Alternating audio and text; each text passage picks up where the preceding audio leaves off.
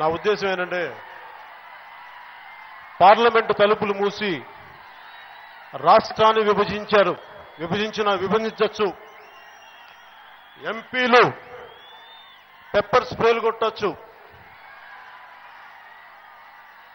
తలుపులు మూసి రాష్ట్రాన్ని పద్ధతి పాడు లేకుండా అడ్డగోలుగా విభజించొచ్చు. అలాగే స్పెషల్ స్టేటస్ ఇవ్వకపోతే ప్రాణాలు ఆరిపోతాయని అరుపులు కూడా వినొచ్చు. అవే గొంతులు స్పెషల్ స్టేటస్ రాకపోతే ఏమీ అవ్వదు, పరుసు వేదు అన్న మాటలు వినొచ్చు. అలాగే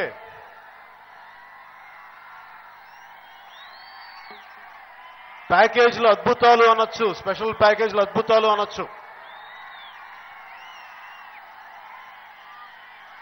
ఇవ్వని స్పెషల్ స్టేటస్ కి హీరోలు అయిపోయిన వాళ్ళు ఉన్నారు.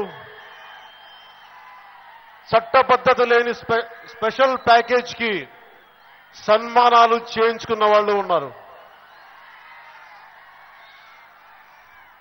ఏదన్నా అంటే స్పెషల్ స్టేటస్ మంత్రిదండం కాదు, పరుసువేది కాదు అంటారు. ఏదన్నా మాట్లాడితే ఇంకా ఏదన్నా అడిగితే స్పెషల్ స్టేటస్ అనేది ఒక ముగిసిపోయిన అధ్యాయం అంటారు. ఢిల్లీ చట్టసభల్లో కూర్చున్న మీకు, రాష్ట్ర ప్రభుత్వం అండగా ఉన్న మీకు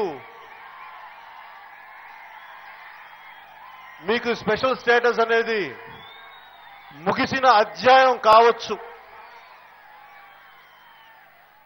కానీ కరువు కోరల్లో చిక్కుకున్న అనంతపురం లాంటి జిల్లాకి ఇది ఒక అమృతపు చుక్క. ఇది దయచేసి అంత తేలిగ్గా మాట్లాడకండి. నేను కుటుంబం మీద మమకారం అన్ని పక్కన పెట్టి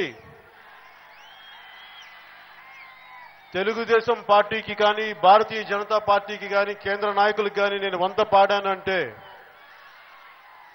మనందరికీ, మీ అందరికీ అనంతపురం జిల్లా కరువుతో సహా పోతుంది, సరైన నిధులు వస్తాయి అన్న ఒకే ఒక్క ఆలోచనతో నేను వాళ్ళకి మద్దతు పలికాను.